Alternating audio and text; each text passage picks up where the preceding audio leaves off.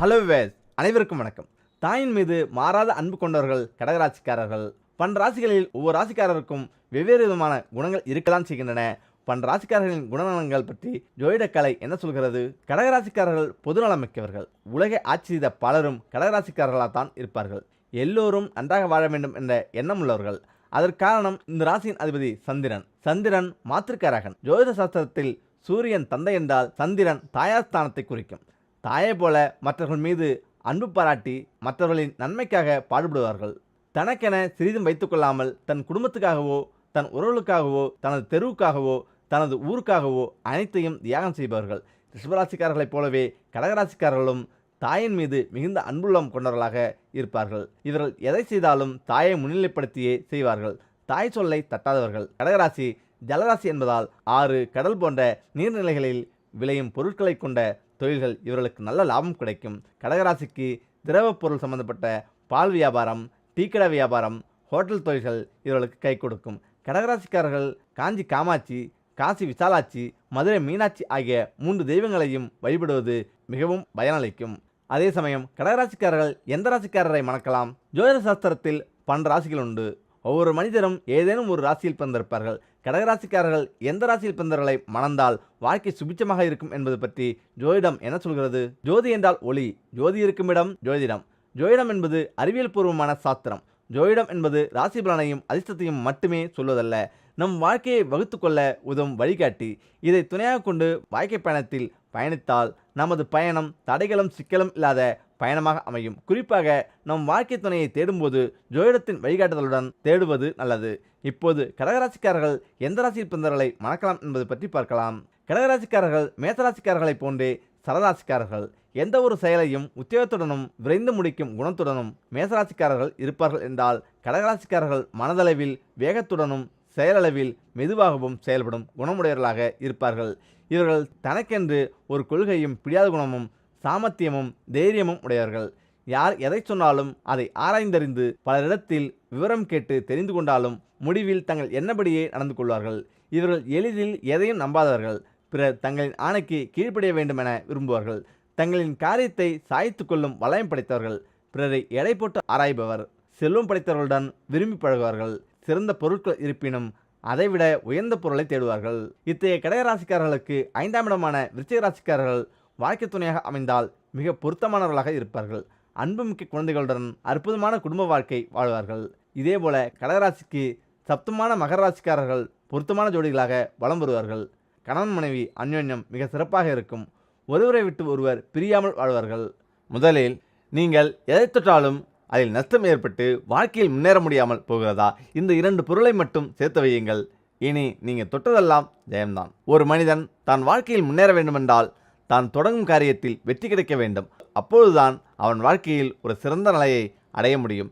எந்த காரியம் எடுத்தாலும் தோல்வியிலேயே முடிந்தால், எந்த ஒரு செயலும் தொடங்கினாலும் பாதியிலேயே நின்றால் அந்த மனிதனின் வாழ்க்கை எப்படி நிம்மதியாகவும் மகிழ்ச்சியாகவும் இருக்கும்? அவர்களின் குடும்பம் எந்த மாதிரியான ஒரு வேதனைக்கு ஆளாகும் என்பதையெல்லாம் சொல்ல வார்த்தைகள் கிடையாது. இதுபோல பிரச்சனைகளுக்கு சில ஆன்மீக பரிகாரங்கள் நம் முன்னோர்கள் நமக்கு கூறியிருக்கிறார்கள்.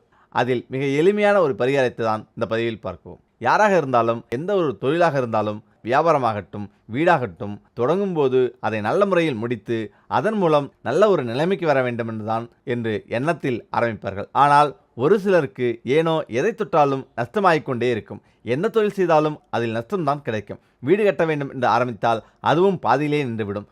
வீட்டில் திருமணம் போன்ற சுப நிகழ்ச்சிகள் எல்லாம் தள்ளி போய்கொண்டே இருக்கும். கையில் உள்ள பணம் நகையெல்லாம் எப்படி போகிறது, எதற்காக செலவாகிறது என்று தெரியாமல் போய்கொண்டே இருக்கும்.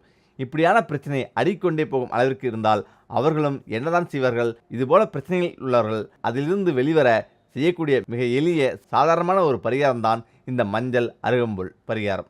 இந்த பரிகாரத்திற்கு தேவையானது 3 பொருள்தான்: அருகம்புல், மஞ்சள் கிழங்கு, மஞ்சள் நூல். இந்த பரிகாரத்தை செய்வதற்கு காலையில் சூரிய உதயத்திற்கு முன் எழுந்து குளித்து முடித்த பிறகு உங்கள் பூஜை அறையில் விளக்கேற்றி குலதெய்வத்தை மனதார வேண்டிக் கொண்டு இந்த மஞ்சளையும் அருகம்புல்லையும் ஒன்றாக வைத்து மஞ்சள் நிற நூலால் கட்டி பூஜை அறையில் வைத்து விடுங்கள். போதும். எந்த ஒரு மங்கள காரியங்களிலும் இந்த மஞ்சள் இல்லாமல் இருக்காது. அதேபோல எந்த காரியம் தொடங்கினாலும் அதற்கு முழுமுதற் கடவுள் விநாயகர். அவருக்கு இஷ்டமான ஒரு பொருள் இந்த அருகம்புல். இந்த இரண்டையும் ஒன்றாக சேர்த்து இப்படி வைக்கும் பொழுது உங்களின் எந்த காரியத்தடைகளையும் இது உடைத்துவிடும். இதை அடிக்கடி மாற்ற வேண்டிய அவசியமில்லை. அருகம்புல் காய்ந்து விட்டால் மட்டும் அருகம்புல்லை மாற்றி வேறு அருகம்புல் வைத்துக் கொள்ளலாம். மஞ்சள் பூச்சடைந்து விட்டால் மட்டும் மாற்றுங்கள். இல்லையென்றால் அதை மஞ்சளிலேயே வைத்து கட்டலாம். இந்த அருகம்புல்லை கால்படாத இடத்தில் போட்டு விடுங்கள். மஞ்சளை நீங்கள் வீட்டு உபயோகத்திற்கு பயன்படுத்திக் கொள்ளலாம். இந்த எளிய பரிகாரத்தை நீங்கள் செய்தாலே போதும், உங்களின் தடைப்பட்ட சுபகாரியங்கள், தொழில், வியாபாரம் அனைத்துமே சிறந்து உங்களுக்கு கைமேல் பலனளிக்கக்கூடியதாக இருக்கும். அதேபோல கடவுள் தூணிலும் இருக்கிறார், துரும்பிலும் இருக்கிறார் என்றால் ஏன் கோயிலுக்கு செல்கிறோம் தெரியுமா? புராணங்களின்படி பக்த பிரகலாதன் நாராயணன் மீது கொண்ட பக்தியினால், அவர் மீது கொண்ட பேரன்பினால் இந்த உலகத்திற்கு உணர்த்தியது கடவுள் தூணிலும் இருப்பார், துரும்பிலும் இருப்பார் என்பதுதான். எங்கும் எதிலும் நிறைந்திருக்கும் கடவுளை ஏன் இந்த ஒரு பொருளிலும் காண முடியாமல் கோவிலை தேடி செல்கிறோம் என்கிற கேள்விக்கான விடையை தான் பார்க்க போகிறோம். எங்கும் நீக்கமர நிறைந்து இருப்பவர் ஒரே கடவுள் என்று அனைவரும் அறிந்ததுதான். ஒவ்வொரு பொருளும், ஒவ்வொரு உயிரும், ஒவ்வொரு விஷயங்களும் இந்த பிரபஞ்சம் முழுவதும் நிறைந்திருக்கும். யாவும் இறைவனால் படைக்கப்பட்டவை. மனிதன் ஒரு விஷயத்தை கண்டுபிடித்தாலும் அந்த விஷயத்தை கண்டுபிடிப்பதற்கான ஆதாரத்தை கொடுத்தது கடவுள்தான். இப்படி எல்லாவற்றையும் கொடுத்த கடவுள் எல்லாவற்றிலும் நிறைந்திருந்தாலும் அவரை நாம் உணராதவரை நம்மால் கடவுளை நெருங்க முடியாது என்பதுதான் சாஸ்திர உண்மை. உண்ணாவிரதம் இருந்தால் எனக்கு இது நடக்கும் என்று ஒருவர் உண்மையிலேயே நம்பும் பொழுதுதான் அவருக்கு அந்த விஷயம் கிடைக்கப்பெறுகிறது. அதற்கு காரணம், அவர்கள் கடவுளை அங்கு உணர்கின்றனர். நீ சாப்பிடாமல் இருந்தால் உனக்கு கடவுள் நீ கேட்டதை கொடுத்து விடுவாரா? அதெல்லாம் சுத்த மூடநம்பிக்கை என்று கூறுபவர்களால் கடவுளை உணர முடிவது இல்லை. அப்படி இருக்கும்பொழுது உணராத கடவுள் எப்படி உங்களுக்கு உதவி செய்ய முடியும்? கடவுளை உணர்ந்தவர்களுக்கு மட்டுமே அவரை சரணடையவும் வேண்டியதை பெறவும் மனதளவில் நம்பிக்கை பிறக்கும். நீங்கள் நினைத்தது ஒரு முழுதார மனமுருக உங்களை வந்தடையும். ஒரு பரிகாரத்தை ஒரு ஜோதிடர் கூறுகிறார் என்றால் அதை நீங்கள் நம்பி செய்ய வேண்டும். அவர் கூறிவிட்டாரே என்று செய்யக்கூடாது. உண்மையிலேயே அங்கு நீங்கள் கடவுளை உணர்ந்து கடவுளுக்கு நீங்கள் மனம் உவந்து செய்யும் பொழுதுதான் உங்களுக்கு அதற்குரிய பலன்களும் கிடைக்கிறது. அதேபோலதான் எந்த ஒரு பொருளிலும் நீங்கள் கடவுளை உணர்ந்தால் மட்டுமே அந்த பொருளில் கடவுள் இருப்பதை பார்க்க முடிகிறது. நம் வீட்டில் நிறைய பொருட்களில் கடவுள் வாசம் செய்வதாக கூறப்படுகிறது. ஆனால் அப்படி எந்த பொருளிலும் நாம் இதுவரை கடவுளை உணர்ந்தது கிடையாது.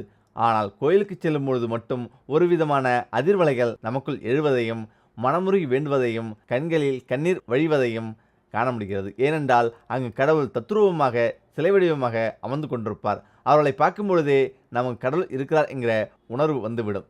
அதனால்தான் கோவிலில் அந்த அதிர்வலைகள் உண்டாகின்றன. இந்த எண்ணத்தை உருவாக்கும் தெய்வீக அதிர்வலைகள் கோவிலில் நிறைந்துள்ளதால் மட்டுமே கோவிலில் நம்மால் கடவுளை உணர முடிகிறது. மற்ற பொருட்களில் கடவுளை உணர்ந்தாலும் நம்மால் கடவுளை அங்கு காண முடியும். ஆம், இந்த கோயிலுக்கு சென்றால் இந்த விஷயம் நடக்கும், அந்த கோயிலுக்கு சென்று இதை செய்தால் அந்த விஷயம் நடக்கும் என்றெல்லாம் பரிகாரங்களும் வழிகாட்டுதலும் இந்து மதத்தில் கூறப்படுவதுண்டு. கடவுளை உணரவும் உணர வைக்கவும் உரிய சக்தி அந்த கோயில்களில் இருப்பதாகத்தான் அவ்வாறு கூறப்படுகிறது. நீங்கள் வீட்டிலேயே அமர்ந்து எந்த ஒரு கடவுளுடைய படமோ விக்கிரகமோ கூட இல்லாமல் வெறுமனே ஒரு விஷயத்தை செய்ய சொன்னால் செய்வீர்களா? அல்லது அந்த இடத்தில் உங்களால் கடவுளை உணர முடியுமா? முடியவே முடியாது அல்லவா? அவ்வளோதான் விஷயம். எந்த இடத்தில் நீங்கள் கடவுளை உணர்ந்து அவருக்காக நீங்கள் விஷயத்தை செய்கிறீர்களோ அங்கு உங்களுடைய உரிய கடவுள் அருள் புரிவார். அருள் புரிவதாக நீங்கள் நம்புவீர்கள். அது நடக்கவும் செய்கிறது. அது காலப்போக்கில் பிரபஞ்சம் உங்களை வந்தடையும். அது நடக்கவும் செய்கிறது. சரி, இந்த 5 பொருட்களை சுமங்கலி பெண்கள் தானம் கொடுக்கக்கூடாதா? தானமாகவோ பரிசாகவோ கொடுக்கக்கூடாத முக்கிய 5 பொருட்கள் என்னென்ன? பொதுவாக சுமங்கலி கைகளால் தானம் பெறுவதும் சுமங்கலி கைகளால் தானம் கொடுப்பதும் மிகுந்த நன்மைகளை கொடுக்கக்கூடிய ஒரு பரிகாரமாக இருந்து வருகிறது. ஆனால் குறிப்பிட்ட சில பொருட்களை சுமங்கலி பெண்கள் தானம் கொடுப்பது கூடாது என்றும் சாஸ்திரங்கள் குறிப்பிடுகிறது.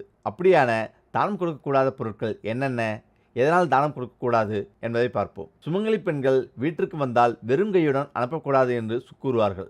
சுமங்கலி பெண்கள் மட்டுமல்ல, விருந்தினராக யார் வீட்டுக்கு வந்தாலும் அவர்களை வெறுங்கையில் அனுப்பாமல் தாம்பூலம் கொடுத்து அனுப்புவது முறையாகும். அது மட்டுமல்லாமல் பசியுடனும் அனுப்பக்கூடாது என்று கூறுவார்கள்.